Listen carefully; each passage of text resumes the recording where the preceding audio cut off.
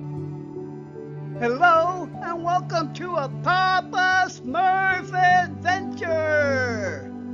In this adventure, my life journey, part 2 of 3. Once again, grab a cup, buckle up, narrated by Smurfette. Let's go on that adventure.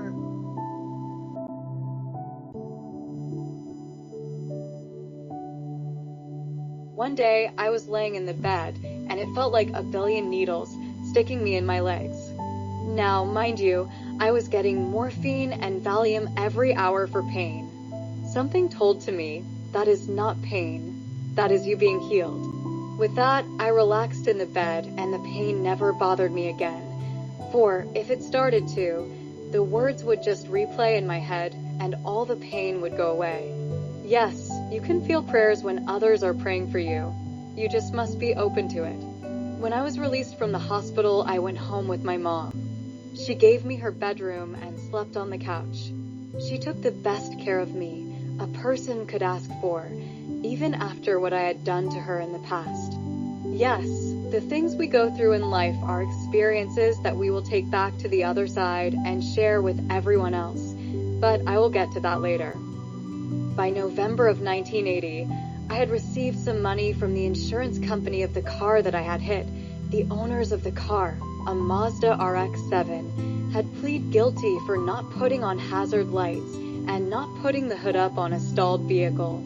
I then moved out of my mom's place and got an apartment and a job working security at a nearby mall.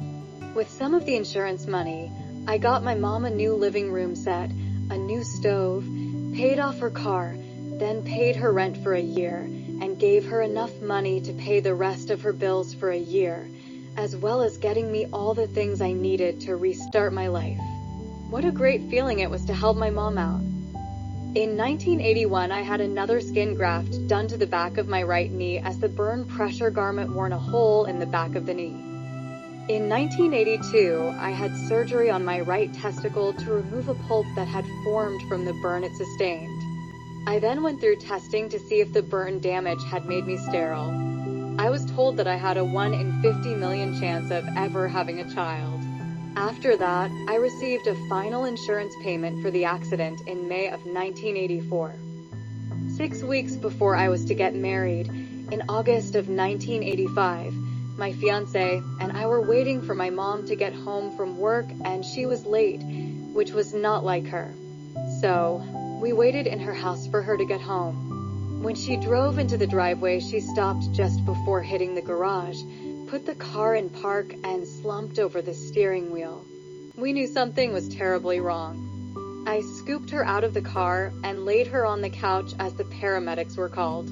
The paramedics assessed that she was having a major heart attack, and she was taken to the hospital where she went through a triple bypass surgery. I was torn apart to think that my mom would not live to see me get married. But what can I say? Hell, she is a Williams, and it takes a lot more than that to stop us. She pulled through. I'm sure all the prayers helped. The day of our wedding, my fiancé was pregnant, and everyone looked at her with wide eyes, for they knew what the doctors had said about me having any children. We were married on August 17, 1985, and yes, I got to have my mother and son dance. In 1993, my mom had another major operation when a previous stent operation went bad, and they had to cut her from her chest to her groin to find that the IV in her leg was causing the problem. So, they had gutted her for no reason. When I saw her in her room afterward, she looked at me and said through tears, "Look what they did to me." From then on, she was back and forth to the hospital with bowel problems, but they couldn't find a thing. In 1994, I had a back fusion done to repair the fracture in my spine that I had lived with for 14 years. The pain had just become unbearable. I spent 7.5 weeks in a 3/4 body cast and had to take 12 weeks from work, but in the end, it was well worth it. On December 5th, 1995, at 6:20 a.m., I was in a head-on collision while on my way to work. A man fell asleep at the wheel, and we collided at 55 miles per hour head-on.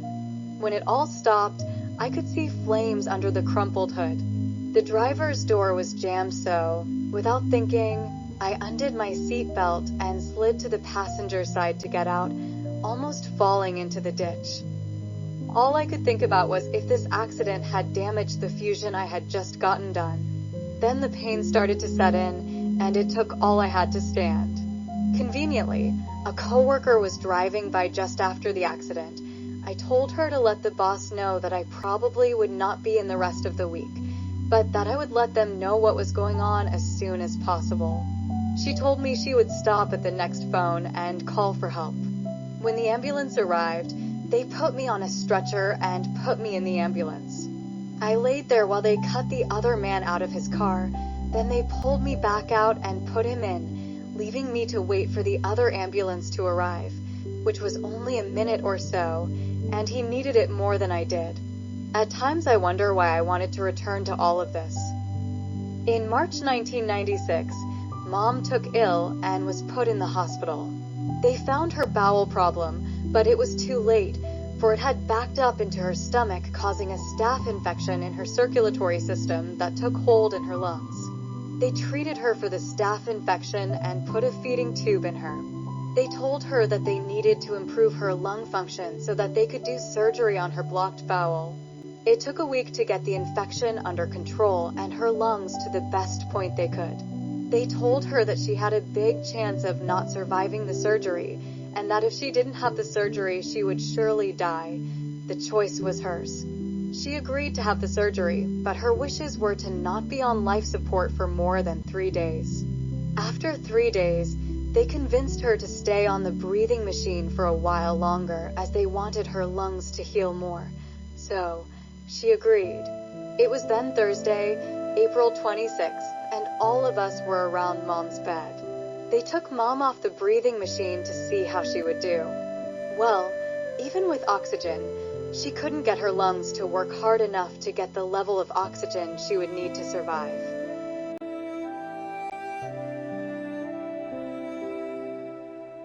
They asked if they could put her back on a different breathing machine to see if her lungs just needed more time to heal, and again, she agreed. Before they hooked her onto the new machine, she waved for me to come over as she wanted to tell me something. I leaned over and put my ear close to her mouth, and she told me, "I love you." I started to fall apart, and everyone wanted to know what she had said. I stood up and shook my head back and forth, telling them I couldn't understand what she said. If I repeated it, I would have fallen apart right then and there. So I told my brother to see if he could hear what she was trying to say, hoping she would tell him as well, and he also said he couldn't understand her. I called my sisters in California and told them to find the fastest flight out to Iowa, as I wanted all of us to be there if we needed to take Mom off the life support. I told them that, being the one she left power of attorney to. I needed to talk to her alone, and they agreed. I asked Mom, "Did you have the surgery hoping to die on the table?" She nodded her head yes. I broke down, turned, and pounded on the cabinet behind me.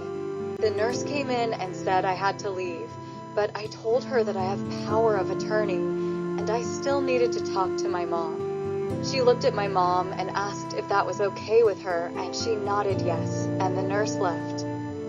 I turned to Mom and asked if she wanted to pray, and she nodded yes. I held her hands and stood silently praying. While doing so, I felt myself being taken over. I could see myself stroking my mom's hair and talking to her, telling her that it was time to come home, and then leaning over and kissing her on the forehead. Then I was holding her hands and felt her spirit leave her body, travel through my arms into my body, and out through the top of my head. When it was all said and done, I knew that it was my dad that spoke to her through me. I knew that Mom's spirit was gone and that it was just her body.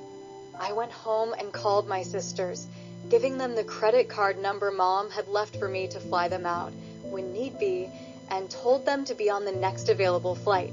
The soonest they could be here was Saturday night at 7 p.m.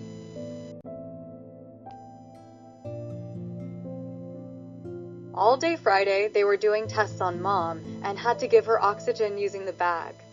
I peeked in to see the scanning monitor, and after seeing all the infections throughout her body from head to foot, I knew it wouldn't be long. On April 27th, we were all with Mom, and my sisters were on the way. A nurse then told my mom on the morning of April 27th that her daughters were on their way from California. Mom was not to know, for then she would know why they were coming. Everyone was upset with the nurse. Then everyone decided to take a break and let Mom rest.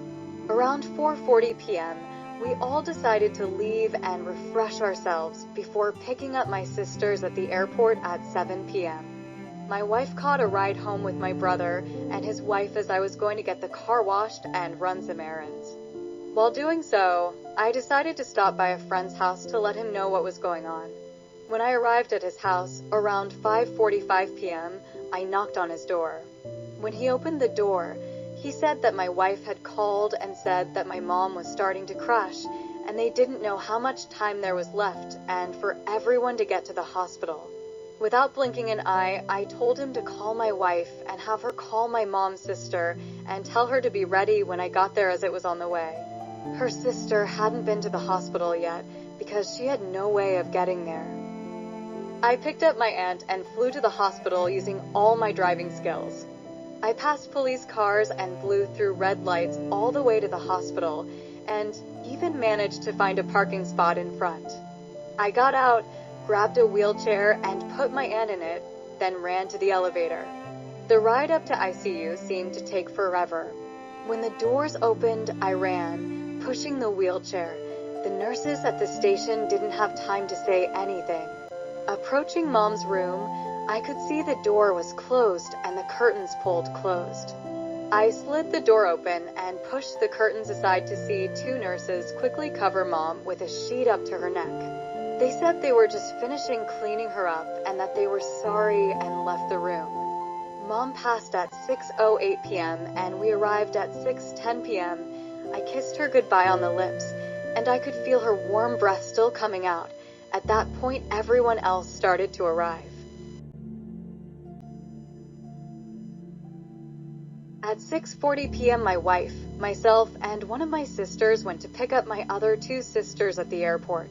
They had been on different flights coming from two different areas of California, but at the layover exchange, they both boarded the same flight, something in which they didn't plan. At that time, Marlette told Connie of her experience she had on her first flight. Marlette, my oldest sister, had sat next to a woman. A pastor was sitting next to the woman's little girl in a different row. The pastor asked if the woman wanted to exchange seats so they could sit together, and so they did. Marlette thought it was a sign that this happened, so she told him why she was on the flight. At 6:08 p.m., both she and the pastor had a vision of a bright light, and Marlette felt that it was a sign that Mom had passed. So they joined hands and prayed. Always follow your instinct, for your spirit knows more than you. When we picked them up, I told them that Mom had just passed at 6:08 p.m. Now, for my sister Connie, she wanted a sign that Mom was okay on the other side. So that night she and my other sisters slept at Mom's house, and Connie asked Mom to give her a sign that she was all right. My phone started ringing early in the morning, and when I answered it, all I could hear was my sister Connie screaming. I kept telling her to calm down and tell me what happened, and all I could hear was, "It's snowing. It's snowing." I told her, yes, it snows in Iowa. Then she explained how although she had been in snow, she had never seen it fall, and she had asked Mom for a sign that she was all right. Mind you, this was April 28th, and it almost never snows this time of year. It can, but it's almost unheard of. The snowflakes were the size of your hand, and we got 3 inches, which is very rare. Yes, I would say that was a sign. We buried Mom on May 1st. It was a beautiful day. The sun was out, the snow had melted, there were white clouds and a crisp blue sky. We had white balloons filled with helium, one for everyone to write a message on for Mom, and then set them free after the services. The balloons all looked so beautiful floating up into the air. After we all got in our cars to leave, It started snowing again as if Mom was telling us it's okay. A month before Mom became ill, she had shown me a poem she had written. I told her I would put it on her headstone, and she told me to spend the money for that on something I wanted. So I did, and this is the poem on her headstone. God's Masterpiece. As written by my mother, Arlette Dorothy Williams. January 28, 1929 to April 27, 1996. The Master came to Iowa, and with the touch of his gentle hand, he touched the leaves upon the trees all over this beautiful land. The color green all summer long, which gave us shade and breeze, now has turned to gold and red the once green-colored trees. Our Lord has given us beauty if we would just take time to see. And the wonder of it all is this gift to us is free. A forest off afar beyond the hill does lay, is now a forest of beauty, God's own hand-made bouquet. I wonder if the masterpiece that God has given to me, if we would only take the time to stop and really see, if we in awe behold his beauty as o'er this world we roam. Just think of what's in store for us when our dear Lord calls us home. Love, Mom. My mom also loved squirrels, so I had that put on the front of her headstone. Her poem is here for all to see and read.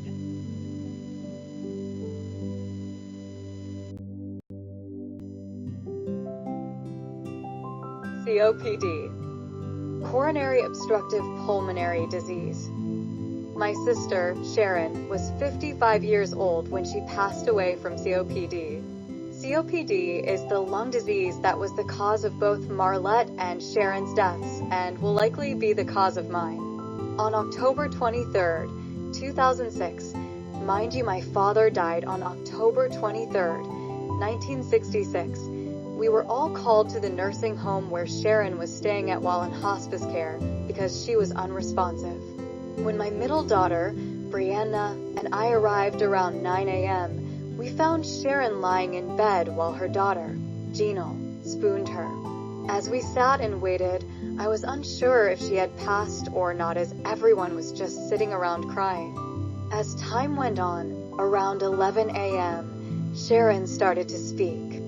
She was saying how Jesus had talked to her and then went in her one ear and out the other, and how weird it was. Sharon also told us about a little boy that she said would be there to help her.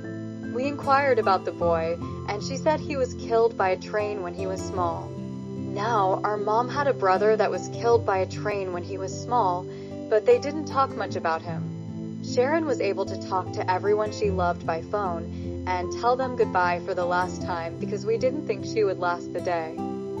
Around 12 p.m., we all decided to go out for lunch, and I asked the nurse if Sharon could have anything, and she said yes, she could have anything she wanted.